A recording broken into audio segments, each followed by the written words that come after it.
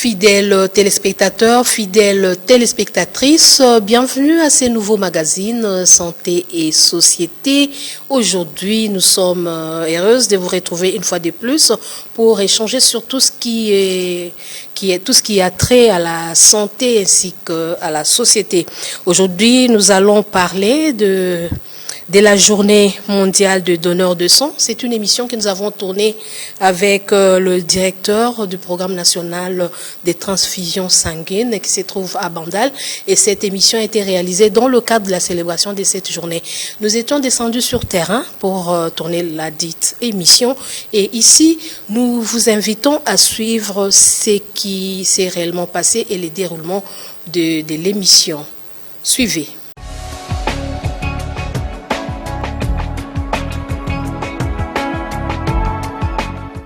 Bienvenue, docteur Pacifique Missingi. Vous êtes directeur du Centre national de transfusion sanguine. Nous sommes heureux de vous recevoir sur ce plateau de l'émission Santé et Société. Le sujet que nous allons aborder aujourd'hui est relatif au fonctionnement ou à ce centre. Et c'est pour cette raison que notre équipe est venue vous chercher pour essayer de décortiquer les sujets retenus. Bienvenue encore une fois. Merci madame. Je suis honoré de pouvoir participer à votre émission et je suis donc disposé à répondre à vos préoccupations et à toutes les questions éventuelles qui vont intéresser votre plage. Merci beaucoup, merci pour votre disponibilité. La toute première question qui nous vient en tête est celle de savoir qu'est-ce que ces centres. Donc, si vous pouvez nous présenter en quelques mots le centre de transfusion sanguine. Merci madame. Le Centre national de transfusion sanguine est un service spécialisé du ministère de la Santé publique, Hygiène et Prévention. Il a été créé depuis 1999. Il a été opérationnel depuis 2002. À sa création, l'État a donné le mandat au Centre national de pouvoir rendre disponible et accessible les produits sanguins de qualité sur l'ensemble du territoire national. Et à cela, il lui a confié un certain nombre de missions, triple grande mission, à savoir la première, c'est d'élaborer la politique nationale sous-sectorielle ainsi que son exécution. La deuxième mission principale, c'est de mobiliser les ressources nécessaires, matérielles, financières et humaines, nécessaires pour la mise en œuvre des activités. Et la troisième mission principale, c'est de coordonner toutes les activités de la sécurité transfusionnelle à l'échelle du pays. Vous avez parlé de la mission du centre. Vous avez dit, parmi les missions que vous avez citées, j'ai vu il y a les stratégies de base et les stratégies de soutien. Et parmi ces stratégies, je vois quelque part, pour ce qui est des stratégies de soutien, il y a quelque part où vous avez relevé les renforcements de capacité. Oui. Est-ce qu'on peut savoir comment est-ce que ces centres renforcent les capacités de ces... Il faut dire que lorsque nous avons été institués en tant que service spécialisé avec un mandat et des missions, nous avons également développé des stratégies pour atteindre nos mandats. Et parmi ces stratégies, évidemment, nous les avons classifiées en deux blocs de stratégies. Les stratégies de base ainsi que les stratégies de soutien. Oui, merci docteur pour toutes ces précisions, mais la question est celle de savoir comment vous allez faire pour mener à bien votre mandat. À la création du centre, nous avons été dotés en mandat, nous avons été assigné un certain nombre de missions. Alors pour atteindre notre mandat, nous avons développé deux paquets de stratégies. Le premier paquet que nous avons intitulé pour des raisons purement pédagogiques, didactiques, c'est un paquet qui regorge les stratégies dites de base. Et le deuxième paquet prend en compte les stratégies que nous appelons les stratégies de soutien ou d'appui. Parmi dans le paquet de stratégies de base, nous avons premièrement la mobilisation de la communauté au don bénévole de sang. Deuxièmement, l'approvisionnement des structures, des soins en intrants, de sécurité transfusionnelle, donc tout ce qui est réactif, tout ce qui est test et consommable. Et la troisième stratégie de base, c'est la dotation de ces structures en équipement minimum de base, ainsi que la réhabilitation des infrastructures. Ça, c'est les trois stratégies de base. En dessous de ces stratégies, nous avons maintenant développé des stratégies de soutien ou d'appui. Et là-dedans, nous notons comme stratégie d'appui le renforcement des capacités des prestataires, la recherche fondamentale et opérationnelle, l'assurance qualité, ainsi que la coordination des activités sur l'ensemble du pays, avec son bras technique de suivi et évaluation, ainsi que la supervision. Voilà les deux paquets tels que rapidement déclinés en stratégie de base et en stratégie de soutien. Ok. Si on voit les différentes stratégies que vous venez de présenter, vous avez parlé des stratégies de base. Nous avons vu la promotion des dons bénévoles auprès des communautés. Et comment est-ce que vous procédez pour arriver à cette promotion? Qu'est-ce que vous faites concrètement sur terrain? Ici, nous nous appuyons sur des communautés ciblées. Nous appuyons également sur des leaders d'opinion pour faire en sorte que nous atteignions le maximum possible des populations à même de nous permettre de collecter suffisamment d'unités de sang. Et pour ce faire, nous avons développé aussi certaines sous-stratégies, notamment en termes d'identification des leaders d'opinion, en termes de ciblage des communautés à moins de risque et en termes de capacitation d'autres leaders d'opinion qui sont déjà dans les aires de santé tels que déclinés dans les systèmes pyramidal du secteur. Okay. Donc, avec ces éléments de sous-stratégie, ça nous permet d'aller vers les populations, de prélever du sang et de ramener au centre pour stockage, qualification, distribution.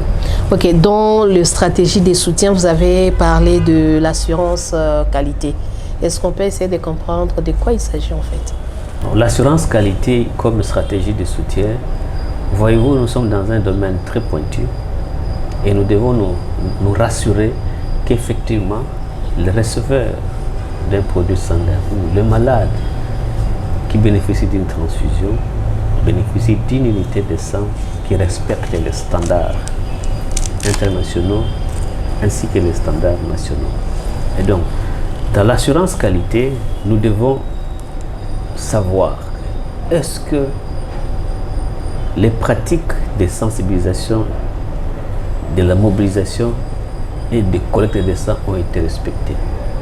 Nous devons savoir est-ce que les bonnes pratiques ont été observées en ce qui concerne le transport des unités de sang collectées, en ce qui concerne le laboratoire de la qualification, la distribution et l'utilisation. Donc c'est un ensemble d'activités que nous avons mises en place pour se rassurer de la qualité du produit fini qui doit bénéficier le malade. Au-delà de ces pratiques, nous appuyons tous les prestataires en formation de base. Donc, tous les prestataires qui sont impliqués dans la chaîne de la sécurité transfusionnelle doivent être formés.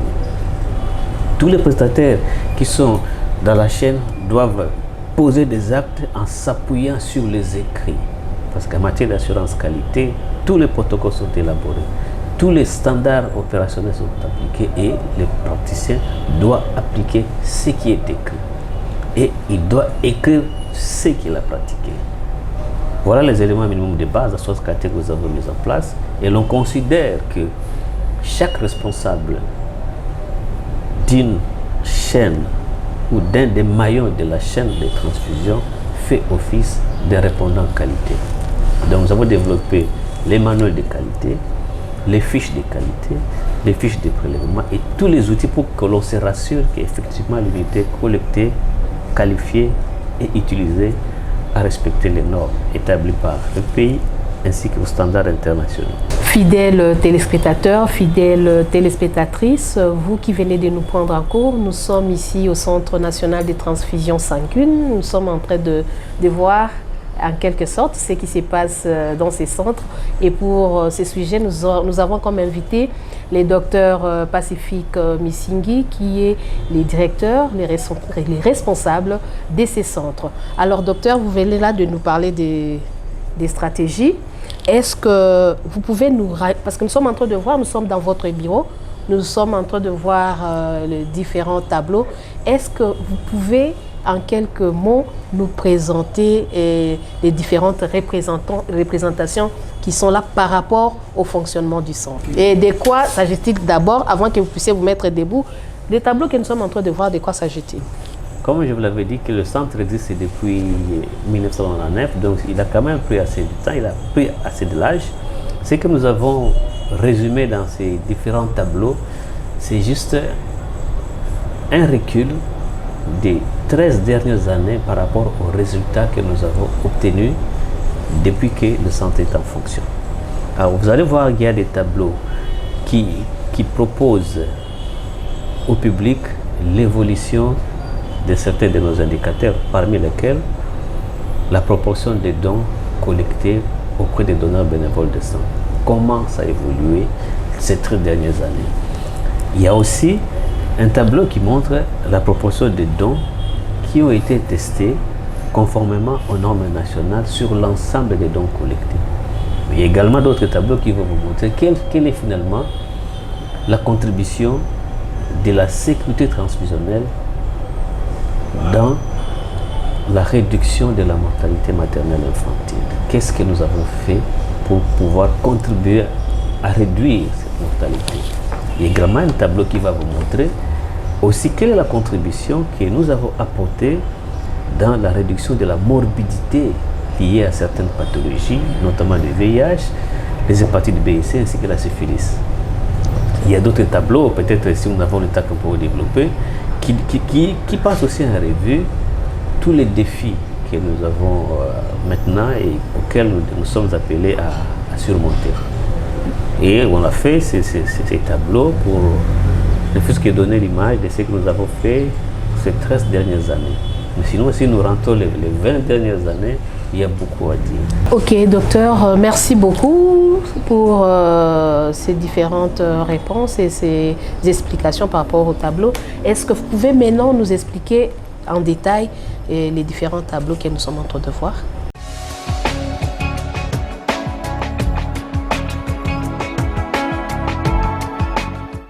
Sur ces tableaux, je suis en train de lire directement, il y a évolution de la proportion des dons testés selon les normes. Est-ce que vous pouvez essayer un peu de nous expliquer de quoi il s'agit? Je vois une goutte de sang, ça représente le sang. Mais les restes, en tout cas, c'est à vous d'interpréter. Ok, merci beaucoup, madame. Ici, nous sommes en présence d'une courbe qui montre l'évolution des dons qui ont été testés selon les normes, en termes de proportion. Et nous avons fait un recul d'environ 13 ans. Donc nous partons de 2010 à 2022. Et la première observation qui se dégage ici, c'est que en aucune année, le 100% des dons ont été testés conformément aux normes nationales. Il faut souligner que ça, ce sont des données du pays agrégées. Mais il y a des particularités, province par province. Alors, on va voir d'emblée que en 2021, les dons qui ont été la proportion des dons qui ont été testés selon les normes est arrivée jusqu'à 94%. Alors qu'en 2019, par exemple, nous étions à 55% et beaucoup plus loin, en 2010, on était à 70%. Alors, quel est le message qu'il y a derrière cette courbe? Ceci montre qu'il y a quand même des risques de contamination qui ont été notifiés au niveau de terrain. Qu'est-ce qu'il y a encore derrière ces tableaux? Cette courbe montre également que il y a eu des difficultés en rapport avec les approvisionnements. Et donc, il y a eu, par-ci par-là, dans certaines provinces, des ruptures d'intrants qui ont été signalées, qui n'ont pas permis à ce que tous les dons collectés soient testés selon les normes. Cela veut dire testés à la fois au VIH aux hépatites B et C, ainsi qu'à la syphilis. Mais ce que l'on sait, si on désagrégait ces éléments par test ou par marqueur, on peut dire avec certitude qu'au moins les 100% des dons ont été testés au VIH et 90% à peu près aux hépatites B et C. Mais ici, ce sont des données, des moyennes réunies. Là où nous avons un pic de 94%, il faut se poser la question, qu'est-ce qui a été fait? C'est juste en 2021. Ici, il y a eu une intervention importante du gouvernement de la République en matière d'acquisition des tests, des réactifs ainsi que des consommables. De même, en 2022, la courbe s'infléchit un peu parce que pendant ce temps, tous les processus d'acquisition des intrants et des réactifs est en cours. C'est ainsi que, en fin 2021, jusqu'en début 2022, la prochaine acquisition a fait que la courbe remonte ou la courbe descend un peu. Mais si aujourd'hui nous nous projetons en 2023, avec les dernières acquisitions que nous venons d'avoir sur fonds propres du gouvernement de la République, je suis certain que la courbe atteindra 98 à 100% même. Parce qu'aujourd'hui, nous sommes en train de recevoir les besoins qui doivent couvrir 90-95% des besoins du pays. Et donc, on est sûr que cette courbe en 2023, elle va remonter et peut même atteindre 100%. Donc, le gouvernement a tout intérêt d'apporter les intrants pour essayer de remonter la courbe en question. Et il faut souligner que le gouvernement est resté le seul partenaire de son propre service en matière d'acquisition d'intrants et de consommables. Bien avant, le gouvernement était accompagné avec d'autres partenaires, mais qui, pour des raisons qui leur sont propres, n'ont plus continué à apporter son appui au CNTS par rapport aux intrants et aux consommables. Le gouvernement est resté seul depuis 2021 et il a pris en charge le 100% de nos besoins. C'est bien, merci docteur. Donc c'est ce qui est derrière ça. Donc il s'agit de la problématique d'acquisition des intrants, de la problématique de rupture de stock et de la problématique de nos capacités à tester chaque don collecté selon les normes. Ok, merci beaucoup. La tendance, elle est très bonne. Ok, merci beaucoup avec la participation du gouvernement.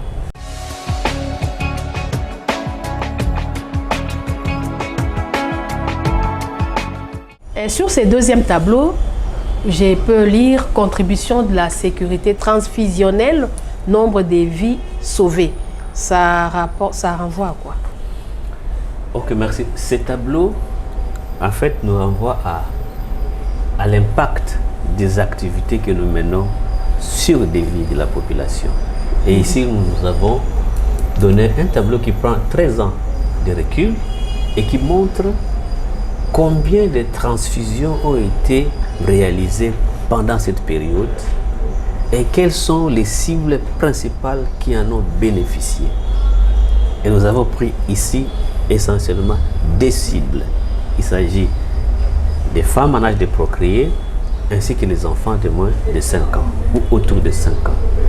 Et donc, si l'on considère que ces transfusions ont été pertinentes, donc indiquées quand il le faut, pour sauver une vie humaine, pendant cette période, environ 5 200 000 personnes ont été transfusées et de ce fait ont été sauvées de la mort au total. Et la moyenne annuelle montre que chaque année, environ 400 000 personnes ont été transfusées et donc ont trouvé leur vie améliorée et sauvée. Maintenant, lorsqu'on les décline par rapport aux cibles identifiées ici, donc les femmes en âge de procréation dans les services de gynécologie et obstétrique, ainsi que les enfants dans les services de pédiatrie, on voit que pendant cette période, environ 545 000 femmes ont été transfusées et donc ont été sauvées grâce à les transfusions. Et quand on les rapporte par an, on trouve que c'est chaque année, en moyenne, 41 000 femmes ou 42 000 femmes sont transfusées et sont donc sauvées. Et pour les enfants, c'est autour de 3 millions pendant cette période qui ont été sauvés. Les enfants de moins de 5 ans, figurez-vous. voyez-vous que l'impact de nos activités contribue ici à la réduction de la mortalité maternelle et de la mortalité infantile. Oui, c'est là. J'en profite d'abord pour vous poser la question à savoir quelles sont les personnes qui ont plus besoin de transfusion, parce que là on est en train de parler du nombre de vies sauvées, mais quelles sont les personnes qui ont plus besoin de cette transfusion par rapport surtout à ce que vous avez fait comme... Bon, ici, c'est connu que ce sont les enfants qui prennent environ 60% des transfusions, suivis des femmes en âge de procréer, mais également on a environ 2 à 3% des malades drépanocytaires qui également bénéficient du sang. Les autres catégories, les autres proportions, c'est sur des accidentés de trafic routier, mais également aussi certains de nos compatriotes qui sont porteurs des maladies chroniques. Même les tableaux aussi le relèvent. Hein? Oui, les tableaux parlent très bien. Vous allez voir, nous sommes autour de 66-67% chez les enfants, ainsi que 10% à peu près chez les femmes. La somme montre qu'au-delà de 60%, de 70% à peu près, ce sont les enfants ainsi que les femmes. Et donc, l'intervention de sécurité transfusionnelle contribue de manière substantielle à la réduction de la mortalité maternelle infantile et va contribuer certainement à l'atteinte des résultats dans le programme gouvernemental, mais également à l'atteinte des résultats des ODD auxquels nous allons répondre un jour d'ici 2030. Ok, merci.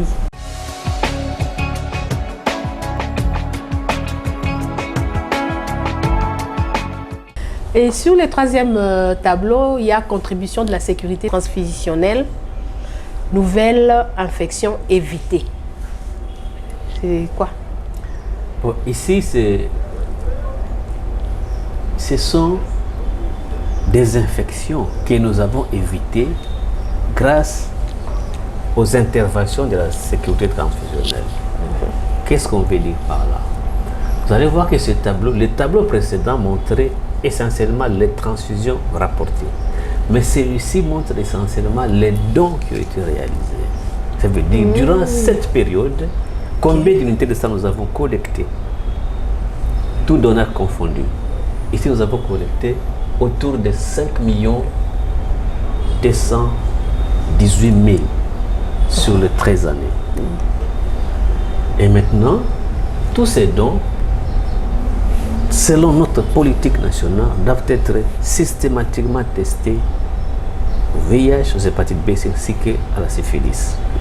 Alors, nous évoquons ici les infections évitées parce que lorsque l'on regarde après le testing au laboratoire, combien de dons ont été positifs à ces différentes infections.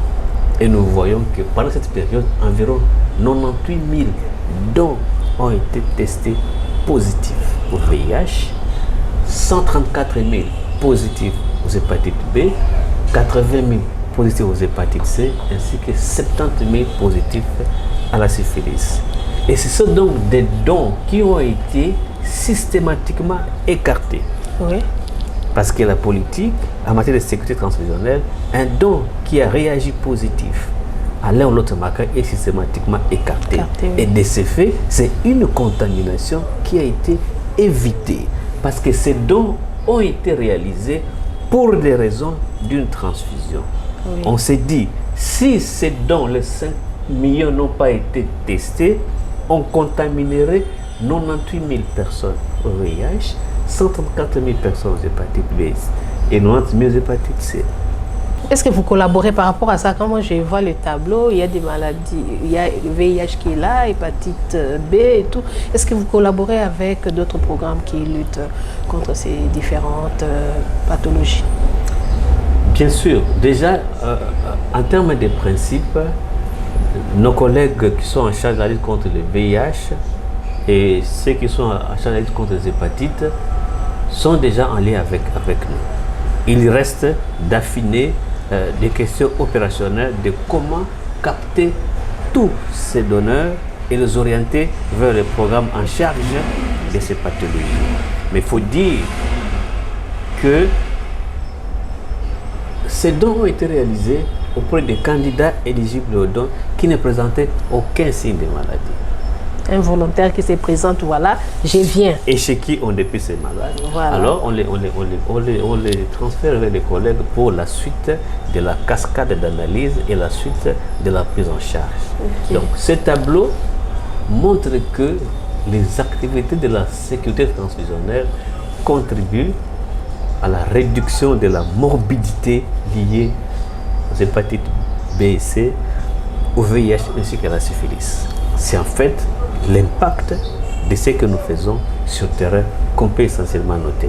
Ah, merci beaucoup, docteur Pacifique Misingui, pour ces différentes présentations qui ont en tout cas expliqué l'impact du centre. Ce qui est à noter également, c'est que ce sont des données que nous avons collectées de nos rapports tels que transmis sur l'ensemble du pays. Okay. Je parie que les données qui sont présentées ici peuvent être beaucoup plus importantes en termes de valeur absolue que ce que nous présentons. Ce ne sont que des tendances. Et donc, il nous faudrait vraiment les affiner avec des enquêtes bien ciblées, avec un protocole bien élaboré pour qu'on confronte ce que nous avons en termes de tendances et ce qui est réellement détecté sur le terrain. Mais le problème reste majeur.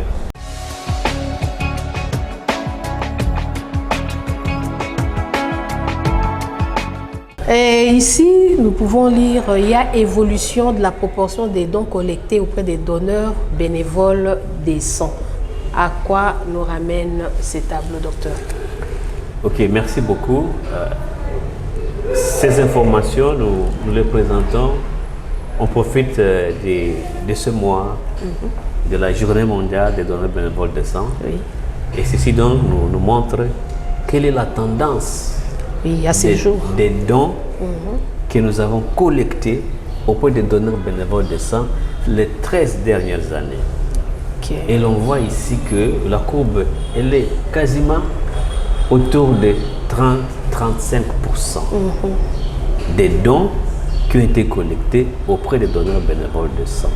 Alors que la cible souhaitée, recommandée par l'OMS, veut que 80% des dons proviennent des donneurs bénévoles de sang. Ah, il y a encore du chemin. Le gap est encore important. Vraiment. Nous avons encore du pain sur la planche. Mais quand vous observez cette courbe, nous avons des années où elle était très basse. C'est notamment en 2011, où nous n'étions qu'à 30% des dons collectés auprès des donneurs bénévoles de sang. Et nous constatons également qu'en 2021, nous avons atteint 44% des dons. Ce sont des données agrégées de niveau pays. Mais il y a des évolutions différentes province par province que nous n'avons pas eu le temps de les projeter ici. Mais l'on sait quelles sont les provinces qui tirent malheureusement les pays vers le bas et quelles sont celles-là qui nous tirent vers le haut. Alors ici, nous voyons qu'en 2021, nous avons atteint 44% des dons. La question c'est comment nous sommes passés de 33 à 44%. Oui. Ici, il y a eu l'intervention du gouvernement de la République en matière d'appui sur la sensibilisation ainsi que la fidélisation des donneurs bénévoles de sang. Nous avons mené un plaidoyer qui a été très bien capté, très bien écouté et le gouvernement nous a donné des moyens pour nous déployer sur le terrain et ça a donné ses résultats.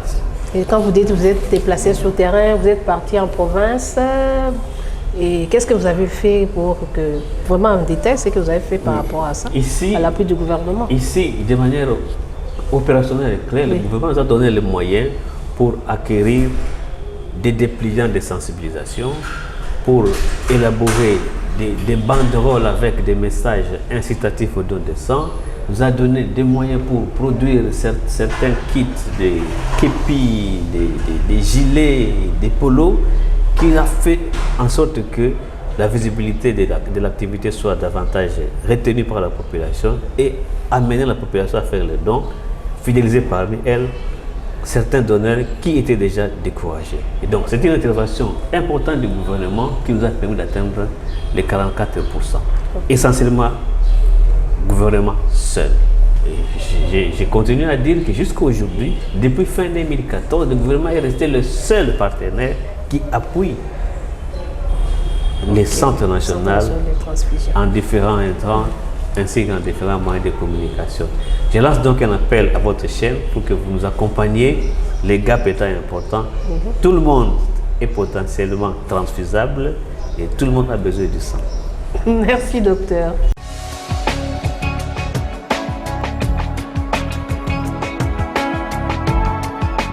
Oui, nous passons au tableau suivant qui rapporte sur l'évolution de la couverture en dons testés selon les normes.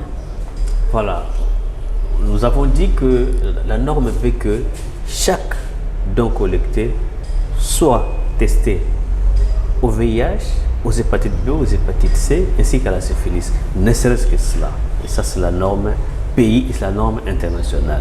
Mais il peut y avoir des régions ou des pays qui élargissent la gamme des qualifications. Par exemple, dans des zones endémiques à la maladie du sommeil. Là, nous pouvons insérer un autre 5e marqueur du testing. Alors ici,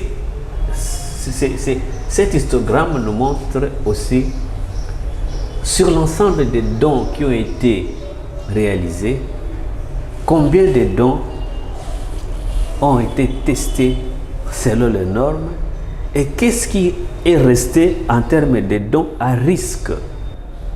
Et donc vous voyez que nous avons 3 différentes barres. La barre en bleu montre les dons réalisés, la barre en rouge montre les dons testés selon les normes et la barre en grise montre les dons à risque. Donc les dons qui sont restés et qui n'ont pas été testés selon les normes.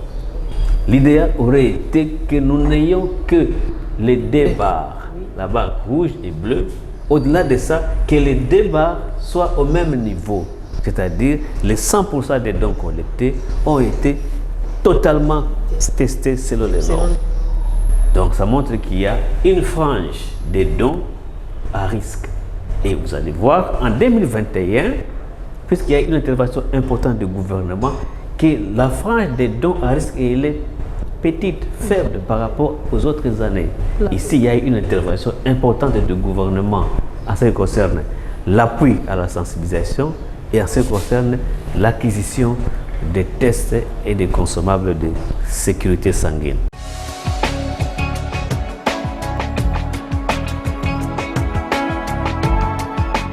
Normalement, quand les échantillons nous arrivent au laboratoire, ils sont séparés des poches et des échantillons. Les échantillons sont amenés au labo et elles sont également divisées en 2 parties. Nous avons une partie qui va être faite pour la sérologie et une autre partie elle sera faite pour le coupage sanguin ou l'immunohématologie. Et c'est comme ça que nous avons tout ce compartiment. C'est le compartiment de la sérologie.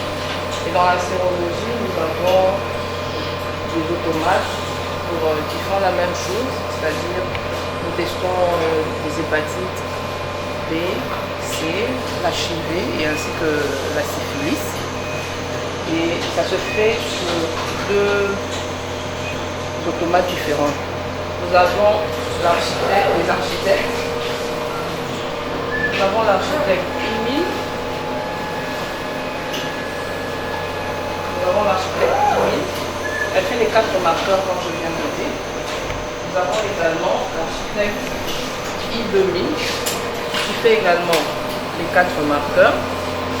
La seule différence des deux c'est la cadence pour les échantillons et la capacité de faire pour les I2000 de faire plusieurs échantillons au même moment avec possibilité bien sûr de continuer à ajouter.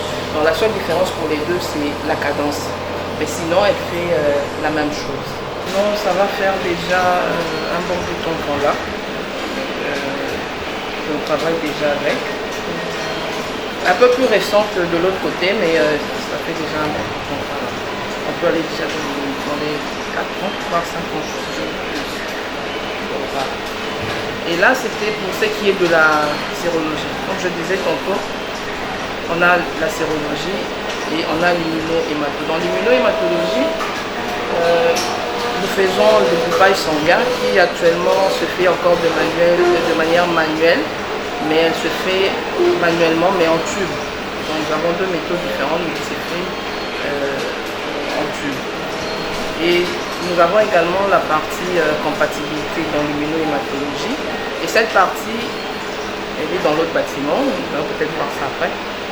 C'est de ce côté où nous recevons les différents familles des patients qui viennent pour les demandes des unités de sang au CNTS. Et avant d'être servis, nous faisons des tests de compatibilité. Donc ça se fait aujourd'hui.